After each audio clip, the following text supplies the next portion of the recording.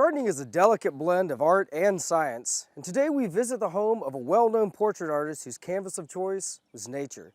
You won't want to miss it, so stay tuned as we garden smart from Texas. These moments of beauty and relaxation are brought to you by Proven Winners Flowering Shrubs. Our goal is to leave you free to just enjoy your garden.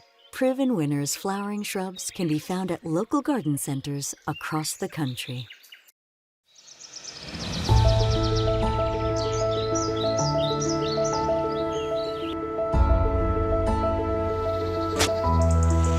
Centurion family of products help us get ready to garden. DRAM has been providing gardeners with professional equipment for over 80 years. DRAM products feature 9 water patterns and are designed to nurture your plants with a shower of rain. DRAM for lawn and garden, available at garden centers near you.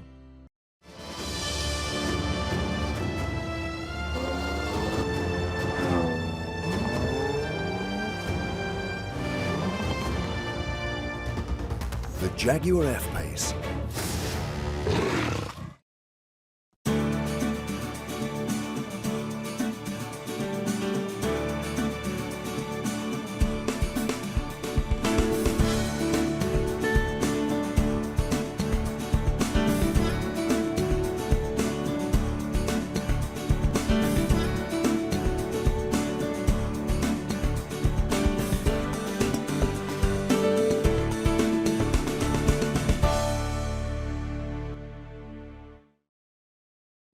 Portrait painter Douglas Chandor began designs for his home and garden in 1934. The site was originally called White Shadows and was later renamed Shandor by his wife after his death in 1953. The garden is skillfully carved out of a caliche hillside that had once been his in-laws' cow pasture, and it consists of 7 interlocking gardens with English and Japanese features. Water is a prominent component of the garden as waterfalls, fountains, and ponds wind through the property. The garden was opened to the public in 1938 and soon attracted regional attention. It was Chandor's wish that his garden would inspire Texas men to take up gardening. This garden reflects Chandor's ability to transform thought and landscape into a place of beauty. Stephen Chambly came to Chandor Gardens from the Fort Worth Botanic Gardens at the peak of his long and illustrious career as a horticulturist. Stephen has put his many years of experience to work in bringing vibrant, artistic expression to a garden and has done a masterful job of restoring Chandor Gardens to its original beauty. Stephen, thanks so much for joining us today. Glad to have you here at Chandor Gardens. You know, anytime I meet a gardener or a horticulturist, I'm always interested in learning how they found their way to the amazing field of horticulture. Well, mine was a little bit convoluted, but I ended up working for my father transplanting trees when I was 18 years old. Wow. Did you go on to study horticulture after that? Yes, I remember that I went into, I guess the first thing I got into was Neil Sperry's book. And I read that and I realized, wow, there's a lot more about horticulture that I don't know. So I had a lawn service. I started attending Tarrant County Junior College part-time and eventually got my act together and graduated there. Went to Tarleton State University, got a bachelor's, and then I was fortunate enough to get to go to Longwood Gardens in their graduate program and earn a master's in public horticulture administration. Well, it's a wonderful place to learn gardening. Oh, it's a magnificent. It's the mecca of gardening. It absolutely is. So how'd you come to Shandor? I had a perfectly reasonable job at the Fort Worth Botanic Garden, and it was a great job, and I knew they needed somebody out here, and I'd known Chandor Gardens for a while and knew it was kind of a humble little garden, and it was at a real turning point in its existence. As far as the history of the garden, it had been abandoned once for 16 years, and a couple bought it and brought it up to speed, and then the city had bought it, and I was the first person being hired in, and I think I came here because I was concerned with the fate of the garden, and I think it's maybe, I was more concerned about what would happen to the garden than what would happen to me. I've grown older and tireder since I've been here, but the garden has done very well. Well, I understand you've done a lot of work here. Let's go take a look at it. All right, sounds great.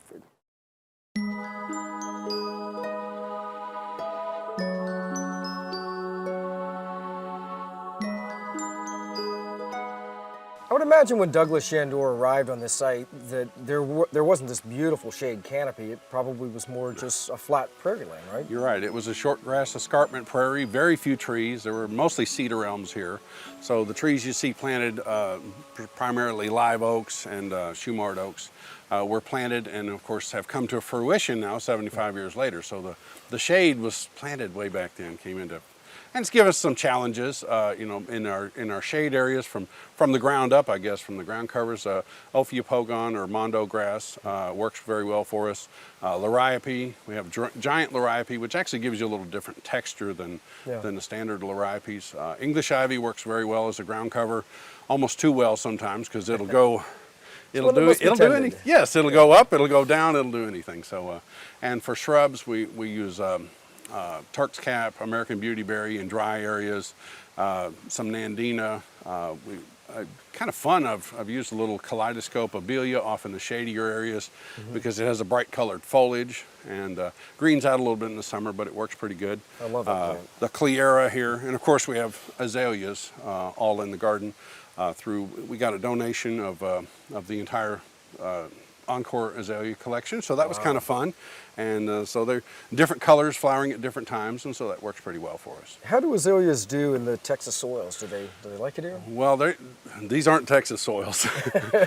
What we've done is we brought in aged pine fines and mixed a little peat moss in with them. Right. So basically we've mounded up and recreated. And actually Douglas Chandor, he did the opposite. He got big lead liners and filled them full of peat moss. Oh, wow. And in different places. So it's kind of interesting that that's one reason I wanted azaleas back in the garden, is because Douglas Chandor had put them here. And they were obviously one of his favorite plants because he put so many of them in here.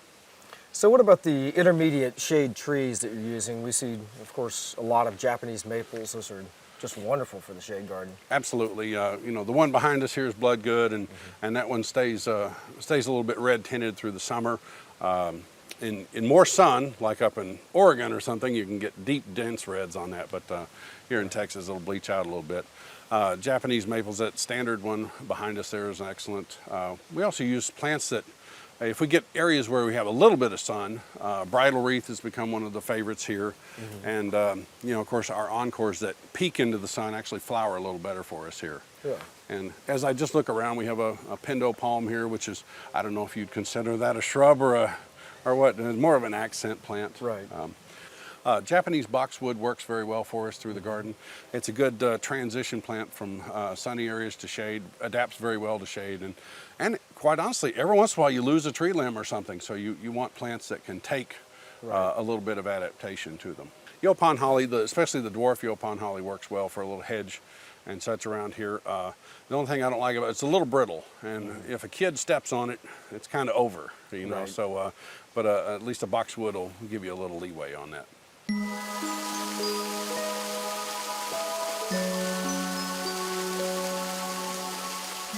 Certainly one of the most important features of this garden are the many water features, most of which are connected, and it looks like they seem to originate from this giant waterfall right here. Absolutely. Well, this is Cox's Mountain, and while it's not the origin of all the water features, it does look like it. It's about 19 feet tall. It was built of enormous sandstone boulders that were actually imported from just west of here in Palo Pinto County. And it was kind of an amazing thing, the process of building this. They used very crude materials. They had a 2-ton truck with a A-frame, built a 3-inch pipe and a winch on it. And you know, like, I've been to enough stone yards. That's probably a 6-ton boulder there, and easily. Yeah. That may not have been able to do anything but throw it off the truck and land it there. So all our fountains are recirculating water. Okay. And they range from this being the biggest to the small falls. We have a lot of ponds in here, and they're all filled with well water, and all have recirculating pumps because there's no natural streams or anything here. It's amazing just the amount of, you know, coolness that we get from the water. You do get the sense of tranquility. I think a lot of it's in the sound of the water, but then also there's a sense of, you know, just flowing through the garden with all these little rivers and creeks and ponds. It's wonderful. Well, you know, you've touched on something that's quite amazing. I work here day in and day out, and so the fountains are on when I'm working during the day, and when I turn them off at night, it's kind of interesting that the silence is the odd part. Right here, that it's kind of an unusual thing. So, but yeah, obviously the white noise created by all the fountains drowns out a lot of noises around from the neighborhoods around here. Yeah, that's wonderful. You want to go see some other fountains? Sure. Let's do it.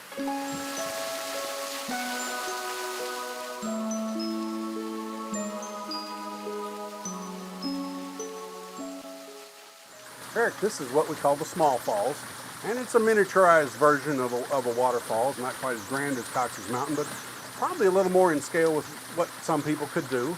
We've taken that stone wall and softened it with ficus pumila or creeping fig. We've continued the azalea theme in here, over here with a little Japanese maple in there too, but we stuck some sago palms in here for a little drama to give it, so we're trying to give it kind of a little a distinct feel, because to make it different from its big brother over there who gets all the attention. We crossed the water here with millstones, and 3 of them are actual millstones, and one of them is a recreated millstone, because I guess he ran out, which is kind of cool, but it's an example of upcycling back then. As actually is the structure behind this. It's a 7-sided gazebo made out of some Leyland cypress wood we had left over, so that was kind of fun. But in here, I think the inclusion of all the elements adds a very distinctive feel to it. We actually have a ceiling over this formed by this eastern red cedar here. And this is the start of the canal system you were talking about before, and actually goes about 200 feet that way.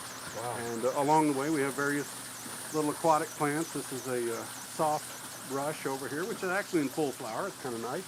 Yeah. Native plant.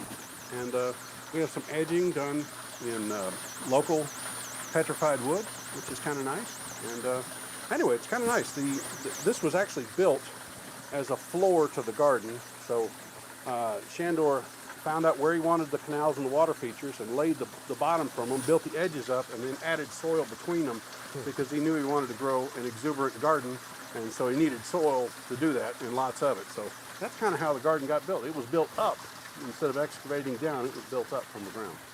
That's beautifully done. I think, Stephen, some of the most successful man-made water features are the ones that very realistically mimic nature. And one thing I love about this feature is it reminds me of those little springs that you see in the mountains where the water is just tumbling down the rocks and creates that sense of coolness and that sense of relaxation.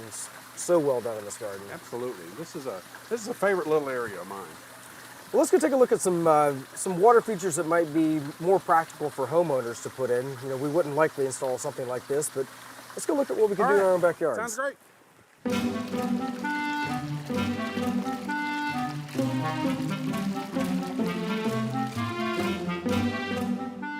Some of my favorite water features in this garden, Stephen, are the little whimsical ones that you find as you walk around the corner of a path, and many of them, in fact, have a very different.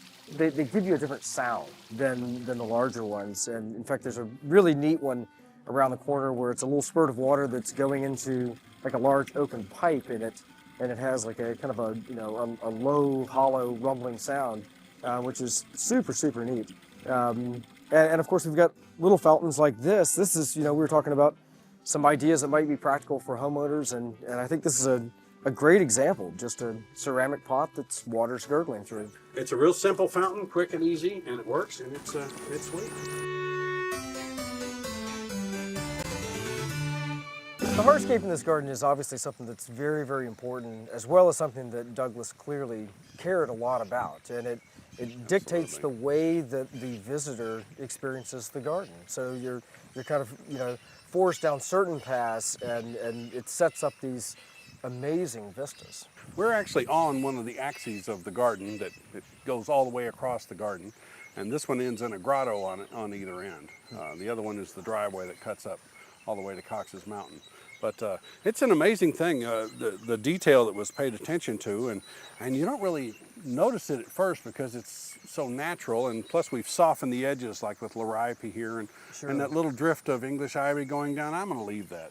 That just adds a softness to the garden. So actually the hardscape of the garden is very rigidly laid out, the patterns and the squareness and everything, and then we soften it with plants, and so that's kind of how we get at that naturalistic feel. What are some of the materials that have been used for the paths?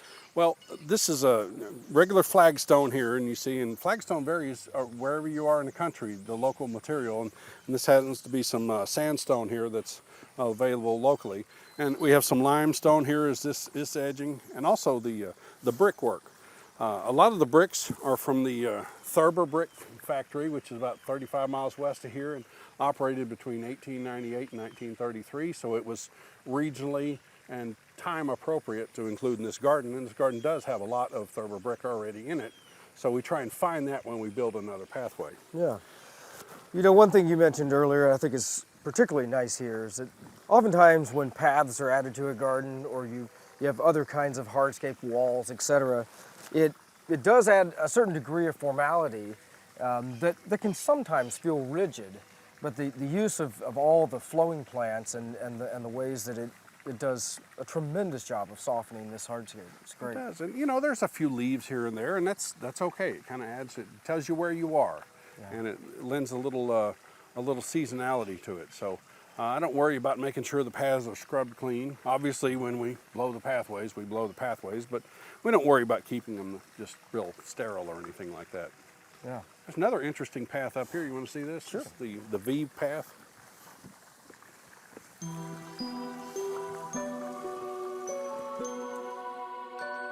All of these wonderful paths that we've been looking at, Stephen, converge on many little garden rooms, if you will. And this is one of the most magnificent garden rooms here. And we just feel like we're in this really, really private space. And of course, there's a tremendous change in elevation. I'm assuming this was a hand-dug feature? Well, it was hand-dug with dynamite, is what it was. Back in the day when you could buy dynamite down at the hardware store. Oh, we miss those days. Yeah, so this was actually excavated and blown out there, and it was kind of it's an amazing thing. What you're talking about this is where you're probably the most immersed in the garden. You have a canopy of trees almost all the way over. You're in a pit, so the earth itself is dug out.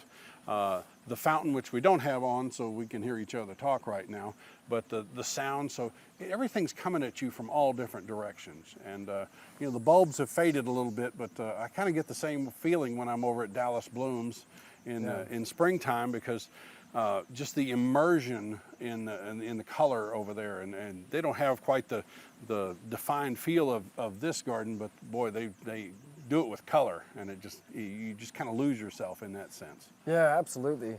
I love the fact too that we're surrounded by these walls, and there's a lushness, almost a tropical type feel, although there really aren't any tropical plants in this planting, but it's just a really deep sense of peace and calm that you feel in the sunken garden. Absolutely. The wall is now covered with English ivy that's very happy. That's why it looks so lush and green. Yeah. But anyway, there's a dry stack stone wall over there, and we'll actually shear the English ivy off of it once a year, just to allow the new growth, the lush growth, to come out. And that's kind of what gives it an amazing characteristic right there.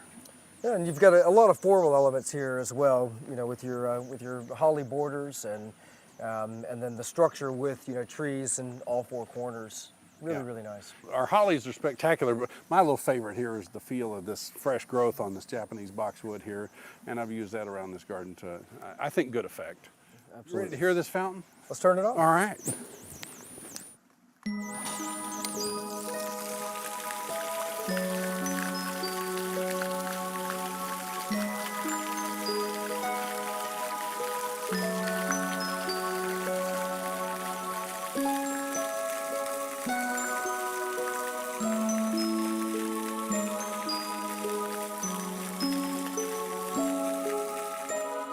We're right in the heart of the Silver Garden here at Chandor Gardens. It's an amazing place. It's very symmetrically laid out, very hard elements in here, but softened by plant materials once again. The heart of the garden is this little armillary fountain behind you.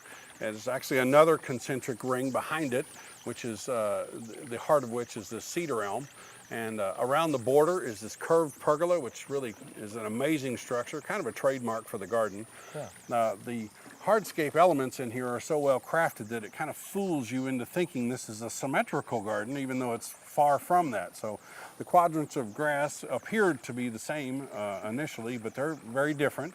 And it's called the Silver Garden because it was originally plants with gray, silver, and blue hues to them. And we're actually kind of moonlit in the summer, and so it kind of gave a silver sheen to it. So, and this garden was primarily a summer garden at the time, and they had what they called fries back here. Nowadays we call them chicken or barbecue or whatever. They call them chicken roasts or chicken fries back then. So. Nice. Well, it looks like it'd be a wonderful place to entertain. It's right off the house, and you have these, like you said, these nice little formal quadrants, and these are wider paths than some of the other paths, so it could accommodate more people. Absolutely. We put tables and chairs all over it and decorations, and pow, it turns into a party.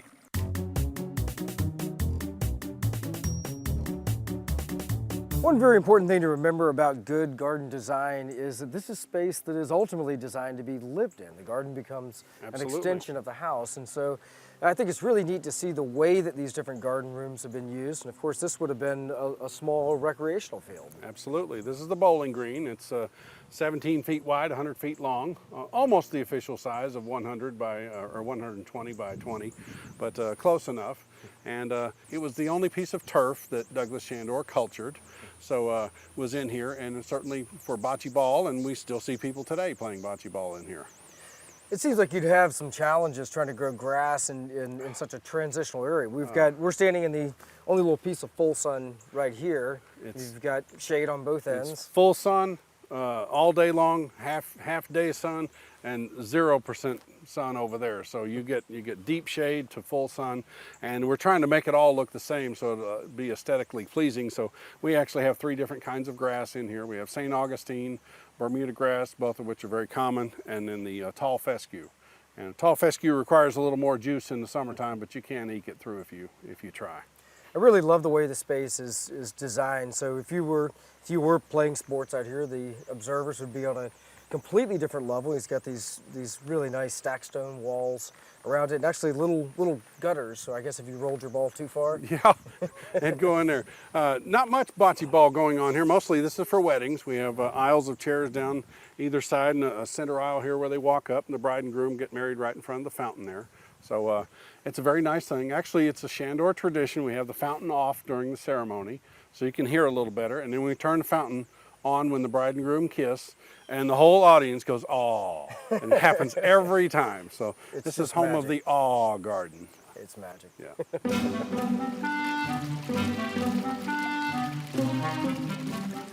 Eric, we're here in the heart of the boxwood garden. I love it. There's boxwoods all around the front. We have a 11-foot tall artist window here that faces directly north. That was kind of the genesis of the whole property here. He sided the window and then built the studio around that, the house around that, and then the garden around that. So it was kind of a concentric ring effect that happened. A lot of neat features in here. It's brick sidewalk made into a brick pattern. This very elegant bronze nude sculpture, which I think is just fantastic. It sits atop a really interesting fountain too that's actually made of a repurposed tractor transmission case and front wheel assembly, and just dressed up with some custom brickwork. So there's a lot going on in this space. It seems complicated, but actually it's pretty simple. Yeah, I think it's a great lesson that we learned from some of these garden rooms, especially this one. This space, it could be anyone's patio, it could be anyone's front entrance, and to do something like this would not require much of any specific knowledge about plants. It's just a very simple design laid out with just a few repeated elements. And I think it's interesting what has been done with the brickwork here. It can be tempting just to do just a very straight linear path, but there's something so interesting about making a pattern. We've got a fish pattern over here, and these nice little kind of brick, raised bed edges that are not just a straight line, so it's just very simple yet elegant elements that make a small area like this fantastic. And on the bonuses, it's easy to maintain too. There's very little maintenance happening in this garden. Absolutely. Well, Stephen, thank you so much for sharing today. I really feel like we've learned a tremendous amount from you, and what a wonderful place. Likewise, thank you. All right, peace and love.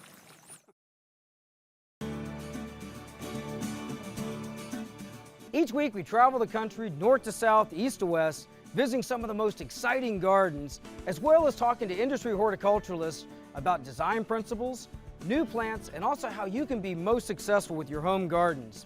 We also love answering your gardening questions, so visit us on the web at GardenSMART.com.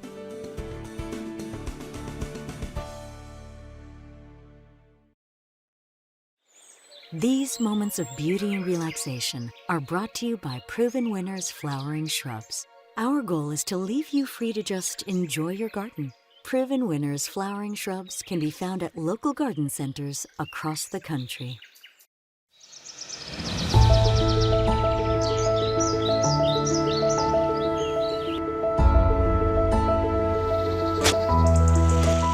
Centurion family of products help us get ready to garden.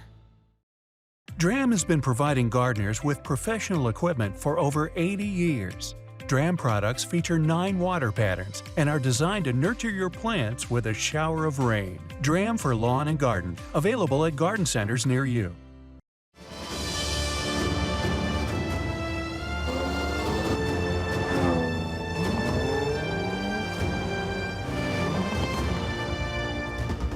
The Jaguar F-Pace. Today we visit a shade garden that's done a masterful job of creating warm, intimate spaces, as well as picking up some great tips on how we can apply those design principles to our own gardens. If you have questions about anything you've seen today, visit us on the web at GardenSMART.com. And remember, even if you're a master gardener, there's always more to learn. So join us next week for more great gardening tips and ideas as we garden smart.